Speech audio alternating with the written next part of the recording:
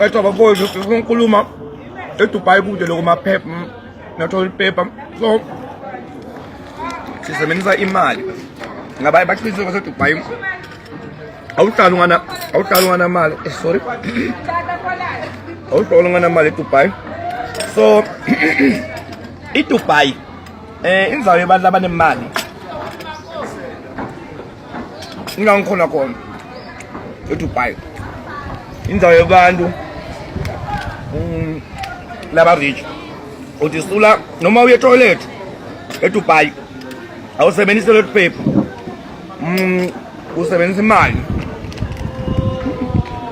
So ngiseDubai to batami lokho uyakubona usi 1800 kulokho sinyana lokho usethi lunch isi 15000 manje eDubai akudlala. So that's why ngichaza la ngiseDubai noma ngijuluka sebenzisa imali Dubai yonke indimali kude lokwamahala kude lokwa free kude ama-ADP kude ama-thotho ama-ADP kude kwamahala Dubai kusebenza imali.